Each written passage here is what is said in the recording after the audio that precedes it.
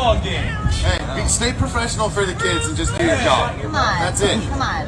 You've Are you got mad this. because the kids are taller than you? Wow, okay, that's it. See you later. Thanks. The word is epiacase.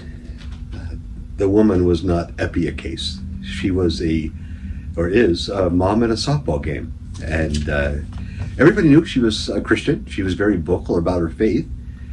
She was also vocal about many of her opinions and many of her thoughts, especially towards the 15, 16-year-old baseball referee umpire. But she was not epiacase. She was very angry, actually, as a person, and was hard to be around, and had lots and lots of opinions about everything from politics to personal hygiene. But she was not epiacase.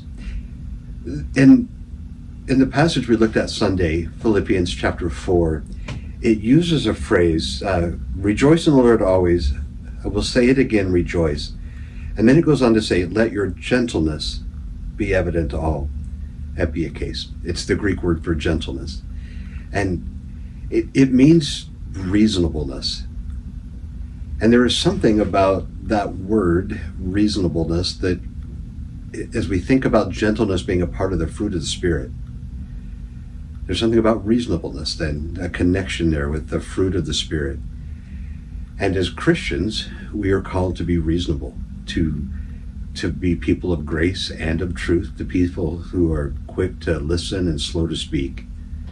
And as I look at this passage of Scripture from Paul, I wonder sometimes how reasonable the church is, how reasonable Christians are when we don't get our way, when things don't go our way, when we talk to people who believe different things or say different things. Is our posture matching our hearts? Our positions can often be correct. And I talked about this on Sunday. We can have the right position on things. We can have the right position on sexuality. We can have the right position on drugs and alcohol and abortion and all of those right positions.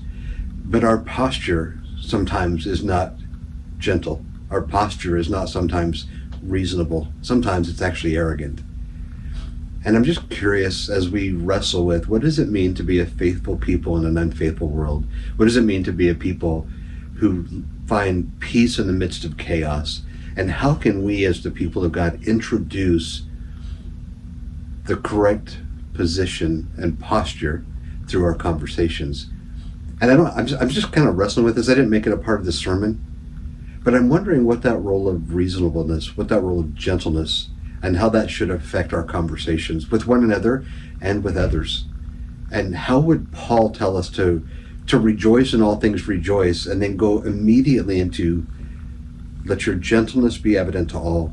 And part of me wonders if that isn't a part of the conversation with the two ladies earlier who are both followers of Jesus, both loved Jesus, both worked with Paul, and yet there's some kind of an argument between them that is causing division in the church. And so while Paul is in prison dealing with what it means to come towards the end of his life, he's concerned about the lack of unity in the church.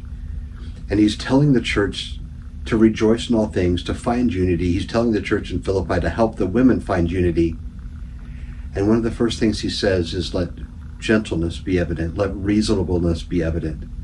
Sometimes Christians can have differing opinions and differing positions on things that, how to do a ministry, for example.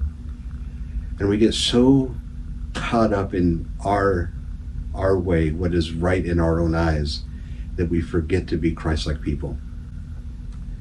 And so I just want to leave that with you. What does it mean to have the right position and the right posture in all of our conversations? And what does it mean to live in such a way that our gentleness be evident to all? Thanks for the conversation.